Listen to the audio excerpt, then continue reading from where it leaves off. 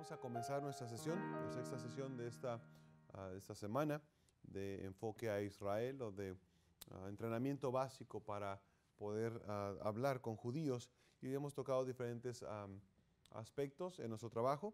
Primero es acerca de por qué al judío primeramente, luego vimos el Evangelio con el Antiguo Testamento y vimos otros temas básicos que tenemos que conocer, qué significa el Shabbat y a quién pertenece la tierra de Israel, que vimos ayer, y el énfasis en la iglesia, no la sinagoga mesiánica, la iglesia. Cristo murió por la iglesia, no por la sinagoga.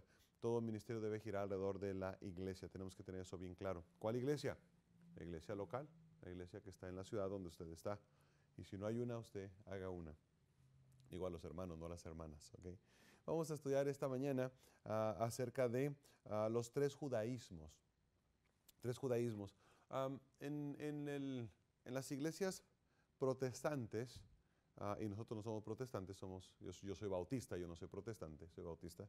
Las iglesias protestantes, hay diferentes denominaciones. Hay presbiterianos, hay metodistas, hay luteranos, hay calvinistas y hay muchas otras iglesias. Entonces, hay diferentes iglesias y son diferentes porque tienen variaciones en doctrina.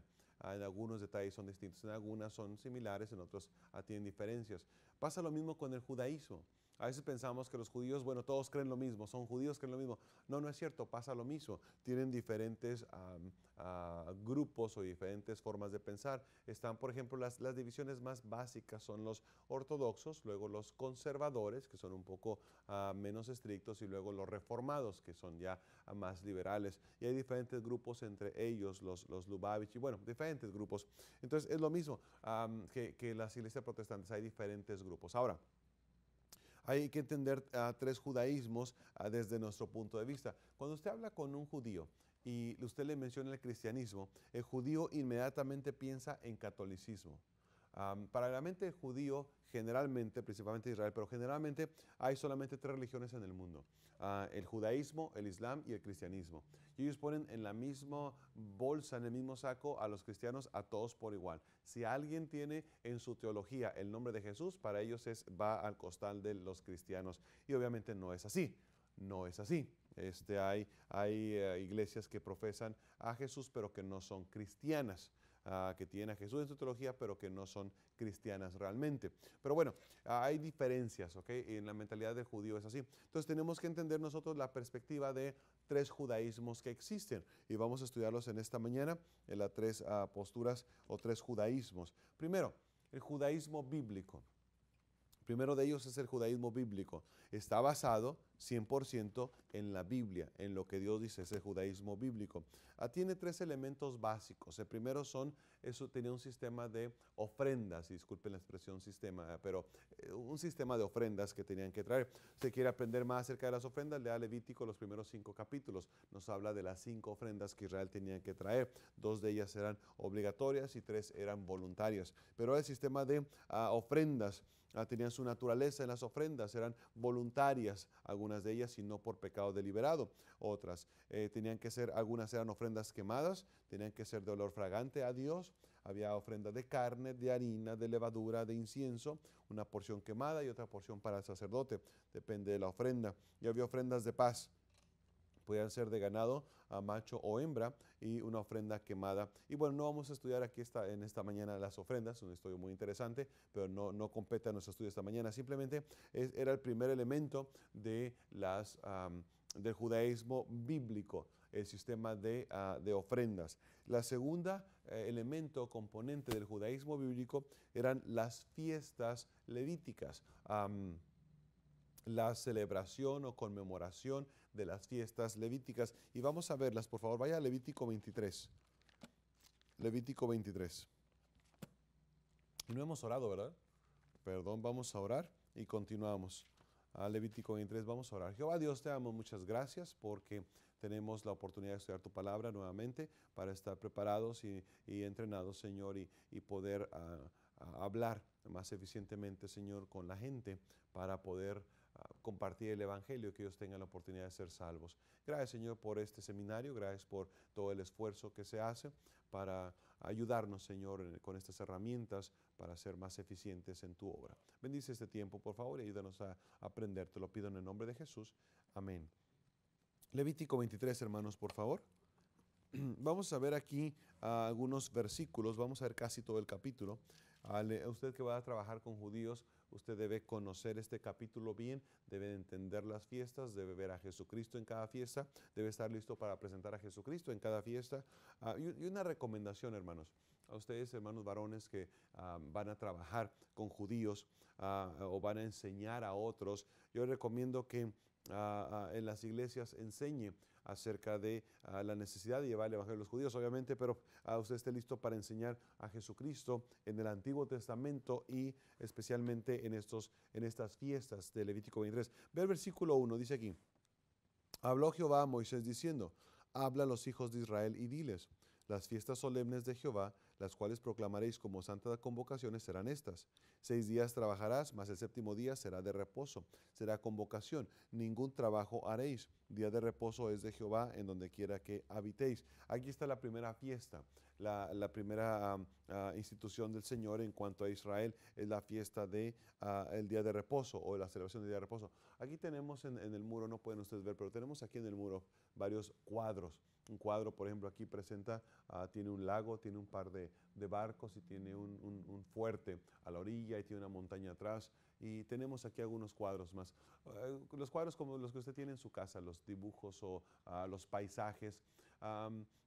Cuando usted ve un paisaje, un cuadro pintado, una fotografía, usted ve, puede ver, por ejemplo, el mar y luego puede ver un peñón o puede ver la montaña en la ribera del mar o palmeras en la orilla, aves volando. Entonces usted ve eso y le recuerda de un lugar paradisíaco, le recuerda de algún lugar que usted ya ha visto, que usted ha visitado probablemente.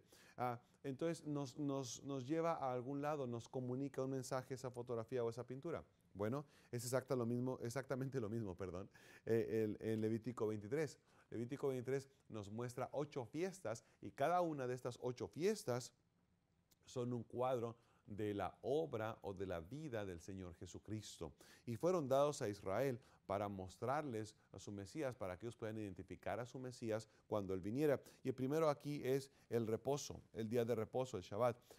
Recuerden, estudiamos el día de ayer acerca de la lección de qué es el Shabbat, qué es el reposo. Y vimos que el reposo es reposar de nuestras obras como Dios de las suyas. Es la condición de ser salvo. ¿Dónde está Jesucristo? En la fiesta de reposo, en el día de reposo, en la celebración del día de reposo semanal.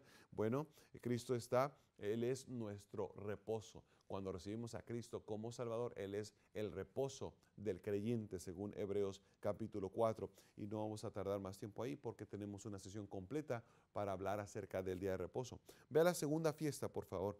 Vea el versículo 5. Dice ahí, en el mes primero, a los 14 del mes, entre las 2 tardes, Pascua es de Jehová. La segunda fiesta es la fiesta de la Pascua. Ahora, quiero que vea un par de detalles aquí. Dice, a los 14 del mes primero. La fiesta es de un solo día, entre las 2 tardes, Pascua es de Jehová. La fiesta de la Pascua es una fiesta de un solo día, del día 14 de la tarde, al caer la tarde, comienza la fiesta hasta el día siguiente, al caer la tarde. El día 14, un solo día. Ese es el día de la fiesta de la Pascua. Ahora, es interesante, hermanos, con la tradición y con el paso del tiempo, los judíos lo que han hecho es que juntaron 2 fiestas en una. La fiesta de la Pascua y la fiesta de los panes sin levadura. Ve el versículo 15, vamos a saltar un poquito aquí, pero ve el versículo 15, dice, y a los 15 días de este mes, la fiesta solemne de los panes sin levadura. Usted puede ver, hermano, que son 2 fiestas distintas. Una el día 14, de un solo día, la Pascua, y otra comienza el día 15, y vamos a ver más detalles en cuanto a la siguiente fiesta, la de los panes sin levadura. Pero los judíos lo que hicieron fue que en lugar de celebrar las 2 fiestas, celebran una sola por 8 días y le llaman la fiesta de la Pascua. Y en esa semana no comen pan, no comen pan con levadura. En todo Israel Es muy difícil encontrar una panadería abierta. Generalmente la tienen los árabes o tal vez los rusos, pero está todo cerrado porque no produce nada leudado. En las tiendas no venden nada con levadura. Y bueno, pero el asunto es que hicieron una sola fiesta, pero eso es incorrecto, porque la Biblia nos habla de dos fiestas, número uno, y cada fiesta tiene su propio significado, y cada fiesta tiene su propia presentación de la obra de Jesucristo. La Pascua es la salvación. ¿Recuerdan cuando Israel estaba en Egipto, en Éxodo capítulo 12, la noche que iban a salir? Dios instruyó a Moisés y Moisés al pueblo en cuanto a que estaban listos para salir, listos para el éxodo después de las plagas, y Dios les dijo, bueno, un evento más y salen. Dios le dijo, voy a matar a todos los primogénitos de los egipcios. Dijo, pero ustedes tienen que hacer esto. Y en Éxodo 12 Dios le dice al pueblo de Israel, en el día 10 de este mes, primero del mes, tienen que separar a un cordero de las ovejas o de las cabras. Tiene que ser macho, sin defecto, y tienen que ponerlo aparte desde el día 10 y tienen que tenerlo hasta el día 14, porque esos días tenía que estar bajo observación el cordero. Entonces, para ver que fuera sin mancha, no sé, al segundo día se iba a morir o algo, no, para ver que era sin defecto. Entonces estaba bajo observación y luego el 14, el día de la Pascua, tenía que ser inmolado el cordero. Y luego tenía que ser tomada su sangre y la sangre tenía que ser aplicada a los postes y al dintel de la puerta. Vamos a ver esos detalles, por favor, y usted conoce la historia, pero vamos a ver aquí nada más unos detalles y por qué fue que Dios lo pidió así. Éxodo 12, por favor. Y usted conoce la historia, si no, pues debe conocerla, aunque creo que la conoce sin problema, pero quiero que vea el versículo 12, dice. Pues yo pasaré aquella noche por la tierra de Egipto y heriré a todo primogénito en la tierra de Egipto, así de los hombres como de las bestias, y ejecutaré mis juicios en todos los dioses de Egipto, y yo Jehová. Versículo 13. Y la sangre os será por señal en las casas donde vosotros estéis. Veré la sangre y pasaré de vosotros, y no habrá en vosotros plaga de mortandad cuando hiera la tierra de Egipto. Entonces, Dios les estableció esta fiesta en Egipto, y lo que ellos tenían que hacer es tomar la sangre del cordero y aplicarla al dintel y a los postes de la puerta. ¿Por qué? Esa noche iba a pasar el ángel de Jehová, el ángel de la muerte, y si había, como la Biblia lo menciona, y si no había sangre, en cada casa que no hubiese sangre en la puerta, iba a haber muerte detrás de la puerta. Sucedió con los egipcios, no sucedió con los hebreos, con los judíos en aquella noche. Entonces, eso fue lo que sucedió. Ahora, ¿dónde está Jesucristo ahí? Bueno, nada más cheque los detalles. Primero, un cordero sin mancha. Es interesante, vimos esto ayer, pero cuando Juan el Bautista estaba bautizando en el río y había multitudes listos para ser bautizados, viene Jesucristo para ser bautizado y Juan introduce a la gente a Jesús. Pero es interesante que él no lo introduce como el Mesías. Él no dijo, escuchen, vean, ahí viene el Mesías de Israel. No lo introdujo así. O Juan no introdujo a Jesús como, vean, es mi primo, porque eran familiares. No, Juan introduce a Jesús como el Cordero de Dios que quita el pecado del mundo. Jesús es el Cordero de Dios y fue presentado como tal. Él vino a ser sacrificado. Ahora, los días de observación, desde el día 10 al día 14, Jesucristo estuvo bajo observación en su ministerio público aquí en la tierra en el Nuevo Testamento. Él tuvo un ministerio también terrenal en el Antiguo Testamento, pero estamos hablando de cuando Él vino y nació de la Virgen María. Pero Jesús tuvo un ministerio de 3 años aproximadamente y al final de su ministerio, antes de ir a la cruz, Él fue al templo en Jerusalén y ahí estando los religiosos, los fariseos, los saduceos, los escribas y los ancianos del pueblo y los principales sacerdotes, Jesús dijo públicamente, ¿quién de vosotros me redarguye de pecado?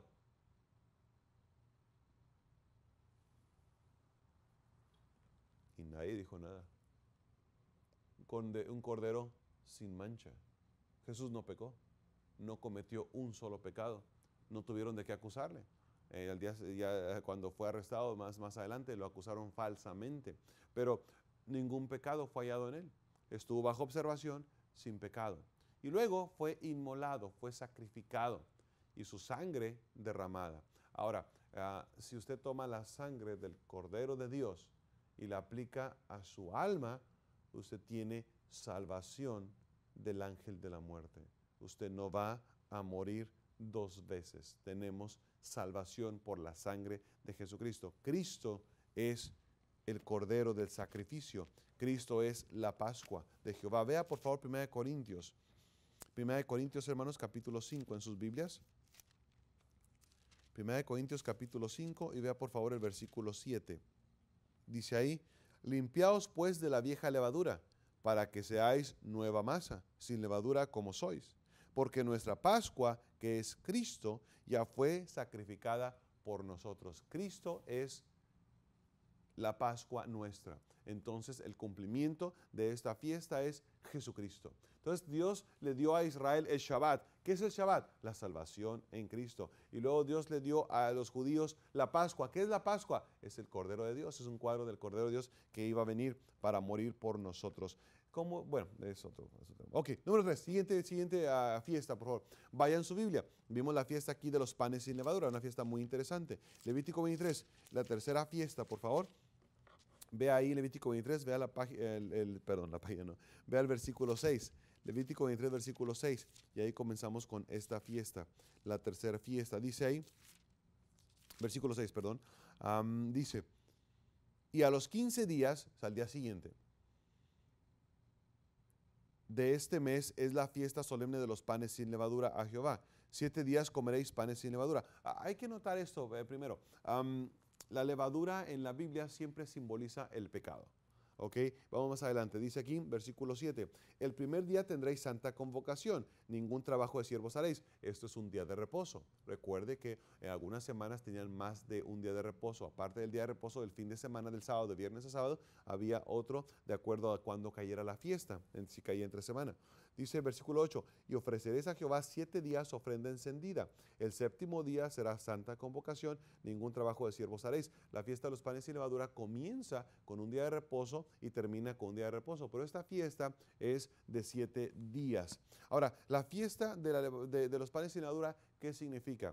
Dicen algunos rabinos y algunos médicos que se necesitan 7 días para el cuerpo sin consumir levaduras, y en 7 días el cuerpo se limpia de todas las levaduras que hemos comido o que tenemos o que están ahí acumuladas. Eso es lo que ellos enseñan. Yo no sé si es cierto, tal vez clínicamente es cierto, yo no sé. Pero el asunto es que la fiesta de la panes sin levadura lo que simboliza es la santificación del creyente, limpiándonos de la vieja levadura, de la vieja masa, limpiándonos, la santificación en la fiesta. Ahora, ¿dónde está Cristo en la santificación? Bueno, cuando recibimos a Cristo, somos salvos y entonces somos santificados, somos puestos aparte, somos santificados para Dios. Ahora ya somos hijos de Dios. Sin Cristo no éramos hijos de Dios, ahora somos hijos de Dios. Eso es una santificación inicial que Dios hace con nosotros. Y luego nosotros tenemos, durante nuestra vida cristiana, nosotros mismos vamos limpiando nuestra vida de pecado. Más conocemos del Señor, más sabemos de Él, más se nos enseña, más se nos predica, más aprendemos que está incorrecto en mi vida, entonces voy limpiando mi vida de pecado. Y ese se llama, o podemos llamarle a santificación progresiva. ¿Ok? Pero vamos limpiándonos, pero cuando muramos o seamos arrebatados, entonces seremos como Cristo, tenemos un cuerpo glorificado como el de Cristo cuando resucitó, y eso se llama una santificación final, donde ya no tendremos esta naturaleza pecaminosa ni la capacidad de pecar. Entonces esta es la fiesta de los panes sin levadura, o lo que simboliza es la santificación del creyente. Ahora, ¿dónde está Jesucristo ahí? Por favor, vea 1 Corintios capítulo 1, hermanos. Cristo es nuestra santificación. 1 Corintios 1, versículo 30, por favor. Dice ahí, mas por Él estáis vosotros en Cristo Jesús, el cual nos ha sido hecho por Dios sabiduría, justificación, santificación y redención. Jesucristo es nuestra santificación. Sin Jesucristo no puede haber santificación. Así de sencillo. Podrá haber reformación, podrá haber buenas intenciones, podrá haber temporadas en la vida de que la gente se aleje del pecado, pero no hay santificación. No hay santificación, solo Cristo da santificación, y aquí debemos a Cristo en la fiesta de los panes sin levadura. Por eso es importante entender esto, que lo que hizo la tradición judía de mezclar a las dos fiestas en una es incorrecta, porque simbolizan algo distinto cada una de ellas. En una es la salvación por la aplicación de la sangre del cordero sacrificado, y la otra es un proceso de vida comenzando con la santificación y luego nosotros limpiándonos de nuestro pecado y teniendo una santificación final. Son dos fiestas distintas. Y nada más un detalle en cuanto a esto. Es interesante. ¿Se acuerda en los días de Jesús cuando Él vino y Él celebró lo que conocemos como la última cena? Él estaba realmente celebrando una fiesta judía, estaba celebrando la Pascua, Passover, estaba celebrando la Pascua. Y esta misma noche, la última Pascua que Él celebró, Él estableció la Cena del Señor o la Santa Cena o la Comunión, como usted le llama en su iglesia, pero Él estableció la Cena del Señor.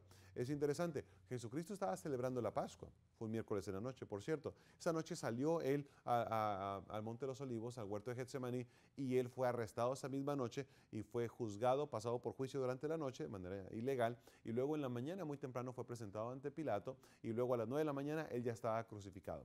Es interesante, durante el día Él estuvo 6 horas ahí en la cruz. Ya para caer la tarde, los judíos religiosos pues, estaban preocupados de que los crucificados aún estuvieran en las cruces. Ellos querían y que fueran ya muertos, que les quebraran las piernas para que murieran, y bajarlos de la cruz y ponerlos ya en tumbas. Les surgía bajar a los muertos de la cruz porque iba a comenzar una fiesta en esa noche, si usted recuerda, en esa misma tarde. Y ellos mencionan que iba a comenzar la Pascua. Bueno, Jesús celebró la Pascua el miércoles en la noche. Los judíos celebraron la Pascua el jueves en la noche. ¿Quién estaba correcto y quién estaba incorrecto? Y no se necesita mucha ciencia para entender que Jesús nunca estaba incorrecto. Entonces, ¿por qué Jesús celebró la Pascua con sus discípulos la noche antes de que toda la nación la celebrara? Por el asunto de este cambio que hicieron los judíos. Mezclaron dos fiestas en una y le dieron otro simbolismo y le dieron otra fecha, pero Jesucristo celebró la Pascua en el día correcto. La última vez a propósito, con todo respeto, lo mencionamos ayer, pero con todo respeto, amigo judío, esa es la última vez que debería haberse celebrado la Pascua, porque Cristo es nuestra Pascua, Él fue ya sacrificado, Cristo cumplió ya eso, y vamos a ver un poquito más adelante, pero Cristo ya cumplió. Entonces, una celebración de la Pascua después de la muerte de Jesucristo, si se hace en sentido para agradar a Dios o para cumplir y guardar su ley, está fuera de contexto. Y eso es menospreciar la obra de Cristo hecha en la cruz. Vamos más adelante, por favor. Entonces, la primera fiesta es la fiesta de Shabbat. La segunda fiesta es la fiesta de Pesach o la Pascua. La tercera es la fiesta de los panes sin levadura, la santificación. La cuarta es la fiesta de primicias. Vea, por favor, versículo 10. Levítico 23, versículo 10, por favor, dice: habla a los hijos de Israel y diles: cuando hayáis entrado en la tierra que yo os doy y seguéis su mies, traeréis al sacerdote una gavilla por primicia de los primeros frutos de vuestra siega, y el sacerdote mecerá la gavilla delante de Jehová para que seáis aceptos. El día siguiente del día de reposo la mecerá. Seguimos leyendo, por favor, aquí hasta el 14. Dice, versículo 12: y el día que ofrezcáis la gavilla, ofreceréis un cordero de un año sin defecto en holocausto a Jehová. Su ofrenda será de 2 décimas de efa de flor de harina amasada con aceite, ofrenda encendida a Jehová en olor gratísimo, y su libación será de vino, la cuarta parte de un hin. No comeréis pan, ni grano tostado, ni espiga fresca hasta este mismo día, hasta que hayáis ofrecido la ofrenda de vuestro Dios. Estatuto perpetuo es por vuestras edades en donde quiera que habitéis. Esta es la fiesta de primicias.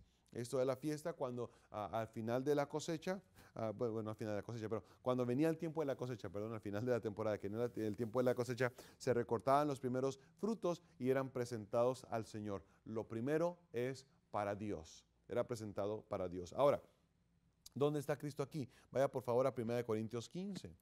¿Dónde está Jesús en esta fiesta? 1 Corintios 15.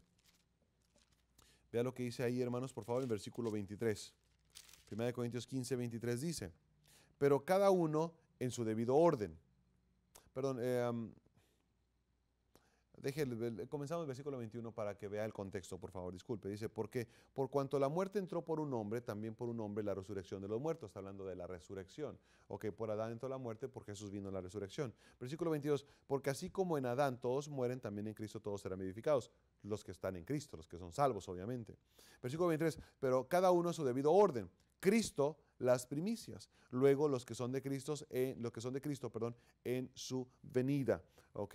Entonces aquí no está hablando acerca de Jesucristo, quien es a primicias de los que durmieron. Cristo es las primicias. Lo primero, cuando Jesús resucitó el domingo en la mañana, muy temprano, vinieron las mujeres, algunas mujeres para preparar, embalsamar el cuerpo y poner especias y perfumes, tal vez algo, para preparar el cuerpo. Y resultó que llegaron y ya estaba Jesús resucitado. Y ellas lo vieron y alguna de ellas pretendía abrazarlo y adorarlo y besar sus pies. Jesús dijo, no me toques. No me toques porque aún no he subido al Padre. Y él subió al Padre y luego regresó y ya permitió que lo tocaran y permitió adoración y todo eso. Pero ¿por qué no permitió que lo tocaran? Porque él tenía que subir arriba y tenía que llevar obviamente su sangre y tenía que ser su sangre aplicada en el altar, en el tabernáculo, en el cielo para lograr la expiación del pecado de todos los que ponemos nuestra fe en Jesucristo. Pero Jesucristo fue presentado en su resurrección como primicias de los que durmieron. Lo primerito de la resurrección es para Jehová Dios. Jesucristo es las primicias de los que durmieron y Él se presentó a Dios como los primeros frutos. Luego nosotros, cuando seamos arrebatados, los que van a resucitar, nosotros estaremos vivos, espero, en el tiempo del arrebatamiento, que yo creo que sí. Entonces vamos a encontrarnos con Jesús, pero van a ser la presentación del fruto para Dios. Pero Cristo es las primicias de los que durmieron. Cristo las primicias de los que durmieron, primicias es hecho. Ok, siguiente fiesta, hermanos, por favor. La fiesta de las semanas, una fiesta muy interesante. Regrese a Levítico 23, por favor, hermanos. Y vea, por favor, ahí en su Biblia, el versículo 15. Dice, y contaréis desde el día que sigue, el día de reposo, desde el día en que ofreciste la gavilla de la ofrenda mecida, 7 semanas cumplidas serán. Qué interesante. Después de que se ofrece las primicias, se cuentan 7 semanas. 7 semanas de 7 días, ¿cuántos días son? 7 por 7. 49, muy bien. Versículo 16. Hasta el día siguiente del séptimo día de reposo contaréis 50 días. Entonces ofreceréis el nuevo grano. Son 7 semanas, 49 días, y luego el día siguiente el día de reposo. Es el día número 50. De vuestras habitaciones traeréis 2 panes para ofrenda mecida, que serán de 2 décimas de efa de flor de harina, cocidos con levadura, como primicia para Jehová. Aquí hay un problema. Levadura. Aquí hay una ofrenda presentada a Dios, pero con levadura. ¿Por qué con levadura? Usted examine todas las demás ofrendas a Dios y todas venían sin levadura. La levadura es símbolo del pecado. ¿Cómo es que una ofrenda aquí presentada a Dios con símbolo de pecado?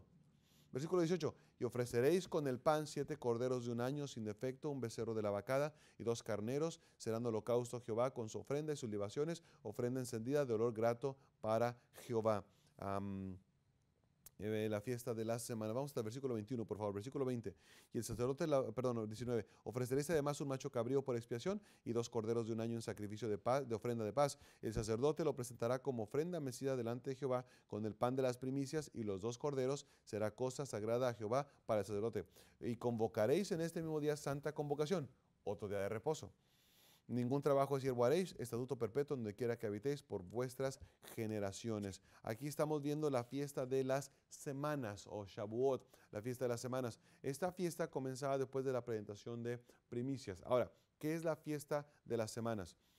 Si usted recuerda, en el Nuevo Testamento, en Hechos capítulo 2, estaba la iglesia ya reunida, eran 120 en número, estaban reunidos y estaban ahí orando y estaban encerrados y tenían 10 días congregados desde que Jesús ascendió al cielo. Se reunían desde antes, pero desde que Jesús ascendió al cielo, en el 40 días después de haber resucitado, tenían 10 días ellos ahí en oración. Y luego en Hechos capítulo 2 se menciona la fiesta de Pentecostés. Esa es la fiesta de Shavuot, o es la fiesta de las semanas. Entonces, en esa fiesta, usted sabe lo que pasó. Pedro se levantó, fueron todos llenos del Espíritu Santo. Pedro se levantó, predicó y 3,000 personas fueron bautizadas, salvas y bautizadas y agregadas a la iglesia en ese día. Ok, entonces, ¿qué es la fiesta de las semanas? Vimos ayer claramente acerca de que Dios había prometido un nuevo pacto a Israel en Jeremías 31:31. Y luego en Mateo 26, 26 y 27 viene Jesús y él dice que es su sangre derramada el nuevo pacto que Dios va a hacer con con Israel, ¿ok? Es el nuevo pacto, el Nuevo Testamento, la sangre de Jesucristo. Y luego Él muere, Él es arrestado, Él muere y luego Él resucita. Y el mismo día que Él resucita, Él establece la iglesia. Lo vimos eso ayer a detalle en otra de las sesiones. Cristo establece la iglesia y la iglesia nace el mismo domingo que Jesús resucita por la tarde. Entonces, aquí, ¿qué sucedió en Hechos capítulo 2? Al cumplimiento de la fiesta de las semanas, lo que sucede es que es presentado a Israel el cuerpo mediante el cual ahora Dios va a trabajar en este mundo a través de la iglesia. Él decide trabajar a través de la iglesia. Recuerde que en el Antiguo Testamento Dios trabajaba a través de Israel. Dios había escogido a Israel para que ellos llevaran a conocer al mundo al único Dios vivo y verdadero y que todo el mundo pagano conociera a Dios. Vea por favor en su Biblia Mateo capítulo 21, hermanos, por favor. Mateo, por favor, en sus Biblias, capítulo 21.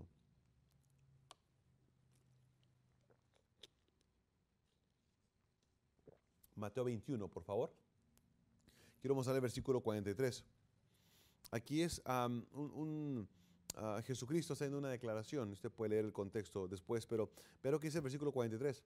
Dice, por tanto os digo que el reino de Dios será quitado de vosotros y será dado a gente que produzca los frutos de él. Vea primero, Jesús dice, el reino de Dios va a ser quitado, no el reino de los cielos. Son dos reinos distintos, ¿ok? Uno es el reino de los cielos, otro es el reino de Dios. Ahora, lo que está siendo removido de Israel aquí no es el reino de los cielos. El reino de los cielos es Cristo viniendo a reinar aquí en la tierra, que es el milenio. Pero el reino de los cielos es el estado eterno, la capacidad de entrar al estado eterno con Dios, tanto ahora siendo salvos como en el milenio y estando en la eternidad con Dios. Ahora, el reino de Dios. Y aquí Jesús les está diciendo a Israel, ustedes no me están desechando a mí, pero Dios los va a poner aparte. El reino de Dios será quitado de vosotros y será dado a gente que produzca los frutos de él. ¿Qué pasó en Hechos 2? El cumplimiento de la fiesta de las semanas. Es una presentación oficial de parte de Dios a Israel a través del cuerpo o del organismo vivo mediante el cual él va a trabajar ahora. ¿Israel es desechado? No, Israel no es desechado, no puede ser desechado, es elegido y Dios no desecha, ¿ok? El llamamiento de Dios es irrevocable. Lo que Dios hace es, Dios pone aparte a Israel de su plan de trabajar a través de ellos para dar a todo el mundo a conocer al único Dios vivo y verdadero. Y ahora Dios le presenta a Israel la iglesia. La iglesia, y es una presentación del poder que la iglesia tiene y del trabajo que la iglesia debe hacer de predicar el evangelio, de tener gente salva y de tener gente bautizada y agregada a la iglesia y luego enseñarles como él nos dio la gran comisión. Pero entonces Dios le presenta en Hechos 2 a Israel, el pueblo a través del cual él va a estar trabajando ahora la iglesia. Israel recibió la gran comisión. Isaías 42, 43, usted puede ver que Israel era llamado para ser testigo, tenía que darle a conocer al mundo pagano al conocimiento del único Dios vivo y verdadero.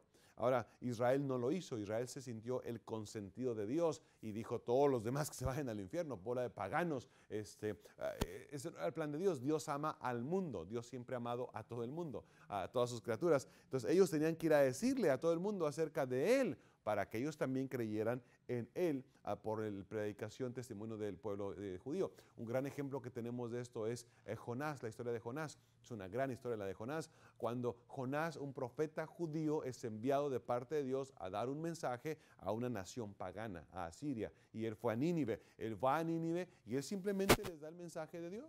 De aquí a 40 días, Nínive va a ser destruida. ¿Por qué? Porque Dios dice, así de sencillo. Les dio el mensaje de Dios. ¿Qué pasó? Recibieron el mensaje de Dios y este pueblo pagano, perverso, impío, se convirtieron. Y más de 100,000 personas están ahora en el cielo porque el judío fue y les dio testimonio de la palabra del Dios vivo verdadero a los paganos. Es lo que tenía que haber hecho Israel. Es lo que tiene que hacer la iglesia. Tenemos que ir a decirle a todo el mundo perdido, pagano, miserable, en pecado, acerca de el único Dios vivo verdadero, Jesucristo. Entonces, Israel no hizo su función, Israel no fue y le dijo al mundo, entonces Dios los puso aparte y él establece la iglesia. Y a través de la iglesia es como él está trabajando en nuestros días. Él va a continuar con Israel, pero no ahora, él está trabajando con la iglesia. Entonces, ¿dónde está Jesucristo ahí? ¿Qué es la iglesia? La iglesia es el cuerpo de Cristo, y no vamos a entrar en doctrina de la iglesia, usted puede estudiarlo después, pero Efesios nos enseña claramente, y otros textos, que la iglesia es el cuerpo de Cristo, el cuerpo de Jesucristo. Muy bien, vamos adelante, por favor, en la siguiente fiesta, por favor. Es interesante, el fin de semana que Jesús falleció, que Jesús fue crucificado, que Él dio su vida, Él celebró la Pascua, y luego resucitó, y él cumplió la Pascua, y luego cuando Él resucitó, Él cumplió la fiesta de primicias presentándose a Dios, y luego 50 días después, 7 semanas después, más el día de reposo, día siguiente, Él cumplió la fiesta de las semanas. Todas estas fiestas en menos de 60 días cumplió 3 ahí, presentando a la iglesia como su cuerpo. Ahora vamos adelante, por favor, la siguiente fiesta, que es la fiesta de Rosh Hashanah, o de trompetas, por favor. Bueno, se conoce como Rosh Hashanah, pero es la fiesta de trompetas en esos días. Por favor, Levítico 23, vaya al versículo 24 y 25. Dice, habla a los hijos de Israel y diles, en el mes séptimo, al primero del mes, tendréis día de reposo, una conmemoración a son de trompetas y una santa convocación. Ningún trabajo de siervos haréis, ofreceréis ofrenda encendida a Jehová. Otra vez, un día de reposo. Y esta es la fiesta de las trompetas que se tocaban cada año. Se sonaba la trompeta para celebrar esta fiesta. Ahora, esta fiesta nos habla de el recogimiento de Israel. Cuando Israel va a ser recogido, Israel va a ser recogido en dos diferentes tiempos, una en incredulidad, lo que le está sucediendo el día de hoy, de todas partes del mundo están yendo judíos a Israel, pero en incredulidad, no son salvos. Pero el segundo recogimiento vendrá en la segunda venida de Cristo, cuando Él venga y sus ángeles traigan a todos los judíos, a todo el pueblo de Israel, a Israel, pero como creyentes en Jesucristo como Mesías. Cada judío en el mundo va a ser salvo en aquel día, es una promesa que ellos tienen. Pero bueno, aquí estamos hablando de las trompetas. Y en cuanto a nosotros, en cuanto al cuerpo de Cristo, está hablando acerca del arrebatamiento. 1 Tesalonicenses capítulo 4, versículo 16, nos habla de que escucharemos la trompeta. Vea el texto, por favor. 1 Tesalonicenses 4, versículo 16, hermanos, por favor. Véalo ahí en su Biblia. 1 Tesalonicenses 4, 16. Dice, porque el Señor mismo, con voz de mando, con voz de arcángel y con trompeta de Dios, descenderá del cielo, y los muertos en Cristo resucitarán primero. Entonces la fiesta de las trompetas, cumplimiento es los recogimientos para Israel, y para el cuerpo de Cristo está hablando acerca del arrebatamiento de la iglesia. Okay, ahora, no está hablando del arrebatamiento de la iglesia, la fiesta de Levítico, pero vemos a Cristo en su obra de tocando trompeta para venir a recogernos. Siguiente, la fiesta de Yom Kippur, por favor, en Levítico 23, versículo 27 al 31.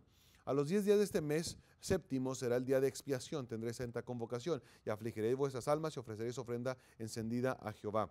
Ningún trabajo de siervos haréis en este día, porque es día de expiación para reconciliaros delante de Jehová vuestro Dios. Este es otro día de reposo. 29. Porque toda persona que no se afligiera en este mismo día será cortada de su pueblo, y cualquier persona que hiciere trabajo alguno en este día, yo destruiré a tal persona de entre su pueblo. Ningún trabajo haréis, estatuto perpetuo es por vuestras generaciones, en donde quiera que habitéis. Esta es la fiesta de Yom Kippur, o el día de expiación. Vaya a Hebreos 9, por favor. Hebreos 9. Sabe que es el día santísimo, se conocen esos días para el pueblo judío. Es el día en que, la mayoría de los rabinos enseñan esto, es el día en que Dios en 24 horas tiene una gran balanza, y pone en la balanza todas las buenas obras de los judíos, y pone en la otra balanza todos los pecados de los judíos que cometieron en este año, persona por persona, no colectivamente, pero individualmente. Entonces, incluso en la fiesta, en los días previos a esta fiesta, se desean judíos unos a otros, se desean que le vaya bien en su día de contabilidad, en su día de la cuenta. Entonces Dios pesa una balanza a todas las buenas obras de los judíos durante el último año y todos los pecados. Y si las buenas obras pesan más que los pecados, el judío recibe perdón y tiene permiso para pecar el siguiente año. No es como lo proclaman, pero es una manera de entenderlo. Y nos vemos el próximo año. Puedes pecar, pero nomás no te olviden las buenas obras, los mitzvot. Y en tu cuenta vas a ver más buenas obras, entonces vas a pasar el día de expiación y sales perdonado. Es interesante. Terminando el día de expiación, nosotros lo experimentamos en Israel, nadie sale condenado. Yo no sé cómo le hacen. ¿quién les dice el resultado de Dios o qué? ¿O es automático? Y bueno, es interesante eso. Pero es como lo practican ellos, no es lo que la Biblia enseña. Ahora vamos a ver Hebreos 9, por favor. Hebreos 9 en su Biblia, por favor. Versículos 23, perdón, al versículo 28. Dice ahí, fue pues necesario que las figuras de las cosas celestiales fuesen purificadas así, pero las cosas celestiales mismas con mejores sacrificios que estos, porque no entró Cristo en el santuario hecho de mano, figura del verdadero, sino en el cielo mismo, para presentarse ahora por nosotros ante Dios. Cristo subió y presentó su sangre delante de Dios. En el tabernáculo, aquí en el templo, en la tierra, no, en el cielo. Versículo 25. Y no para ofrecerse muchas veces, como entra el sumo sacerdote en el lugar santísimo cada año con sangre ajena. De otra manera, le hubiera sido necesario padecer muchas veces desde el principio del mundo. Pero ahora, en la consumación de los siglos, se presentó una vez para siempre por el sacrificio de sí mismo para quitar de en medio el pecado. Y de la manera que está establecido para todos los hombres que mueran, perdón, para los hombres que mueran una sola vez y después de esto el juicio. Así también Cristo fue ofrecido una sola vez para llevar los pecados de muchos y aparecerá por segunda vez sin relación con el pecado para salvar a los que le esperan. Cristo es nuestro expiación. La sangre de Jesucristo es la que nos da la expiación. Y por último, la fiesta de tabernáculos, la fiesta de Sucot. Vea Levítico 23, por favor. Levítico, wow, ya tomamos bastante tiempo en esta sesión. Levítico 23, por favor. Y vea el versículo 34. Dice ahí, habla a los hijos de Israel y diles, a los 15 días de este mes séptimo será la fiesta solemne de los tabernáculos a Jehová por 7 días. El primer día habrá santa convocación, ningún trabajo de siervos haréis. 7 días ofreceréis ofrenda encendida a Jehová, el octavo día será santa convocación, tendréis ofrenda encendida a Jehová, es fiesta, ningún trabajo de siervos haréis. Otro día de reposo tendrían ahí. Esta es la fiesta de los tabernáculos. Fiesta de tabernáculos nos habla acerca de la provisión de Dios.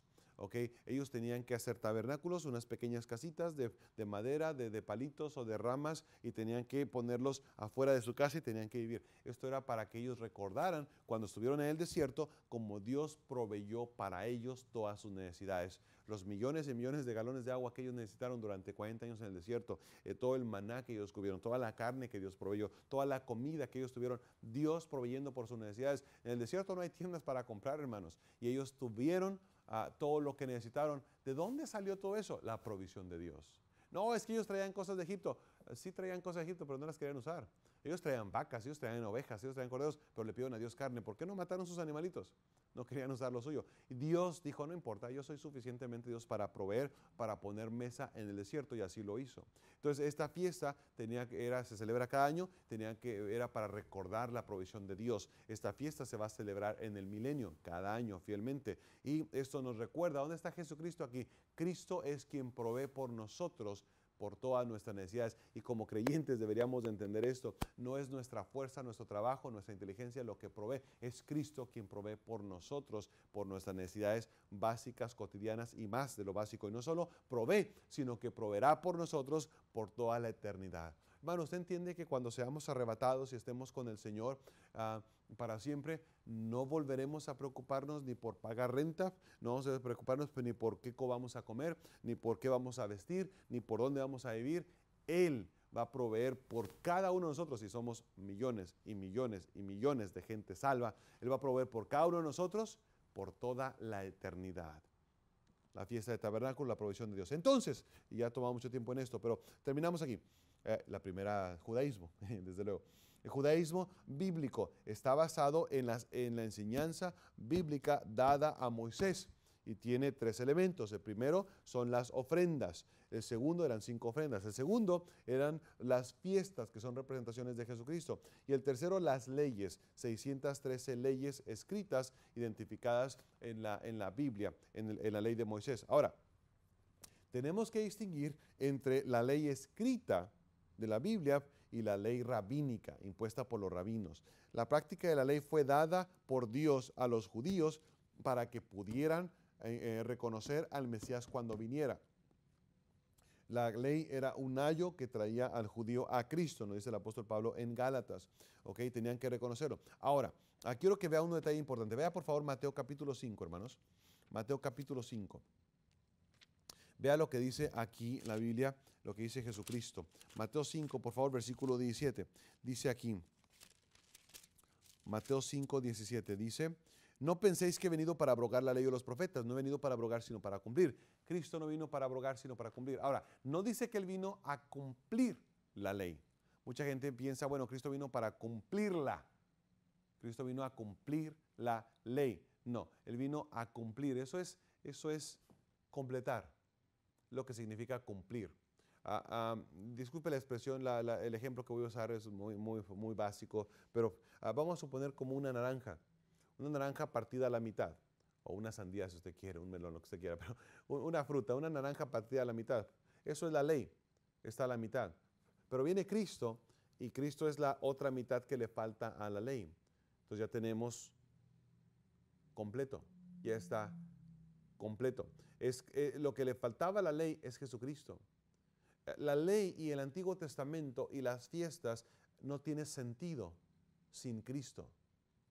Entonces lo que necesitaba es Cristo, es el cumplimiento de todo. Cuando Cristo viene, Él completa lo que le falta a la ley. Usted lea el Antiguo Testamento sin Cristo en mente, no tiene sentido, se extravía, no vas hacia ningún lado. ¿Por qué los sacrificios? ¿Por qué tanta sangre? ¿Por qué hay que matar al animal? ¿Por qué quiere a Jerusalén? ¿Por qué el animal sin defecto? ¿Por qué no este otro? ¿Por qué un cordero? ¿Por qué no un venado? ¿Por qué? No tiene sentido. Pero usted ponga a Cristo en cada parte del Antiguo Testamento, entonces todo tiene sentido. Entonces Cristo viene y Él completa lo que le falta a la ley. Sí, Él cumplió toda la ley, sí, pero no es lo que está diciendo aquí, que Él vino nomás a cumplir la ley y decir, vean, si se puede cumplir la ley. No. Cristo vino para completar lo que le faltaba a la ley, era Él mismo. Ahora, vea por favor Colosenses 2. Colosenses 2. ¿Se acuerda cuando Cristo estaba en la cruz? ¿Qué fue lo que Él dijo? Consumado es. Ya, todo estaba completo. La expiación aún no, porque tenía que ser presentada la sangre en el cielo, pero estaba completo su obra de cumplir, de completar lo que le faltaba a la ley. Ahora, Colosenses, por favor, vea el capítulo 2, hermano, y un par de versículos aquí. Colosenses 2. Vea por favor el versículo 9, dice aquí, Colosenses 2:9, dice, porque en Él habita corporalmente toda la plenitud de la deidad. Aquí está aclarando que Jesucristo es Dios. Ahora, ve el versículo 14, anulando el acta de los decretos que había contra nosotros, que nos era contraria, quitándola en medio y clavándola en la cruz. Aquí a la Biblia nos dice que Cristo vino en su sacrificio y Él anuló el acta de los decretos que nos era contraria. Ahora, aquí hay un poco de confusión con mucha gente en cuanto a Jesucristo aquí, y mucha gente dice que Cristo cumplió toda la ley y ahora Él clavó toda la ley en la cruz y ahora ya no estamos sujetos a estar bajo la ley, ya no tenemos que cumplir la ley, ya no tenemos que guardar la ley, ya no tenemos que ver nada con la ley porque Cristo deshizo la ley, la puso en la cruz. Una pregunta, hermanos, ¿podemos matar? ¿Sí o no? ¿Podemos cometer adulterio? No. ¿Por qué? Porque es un mandamiento.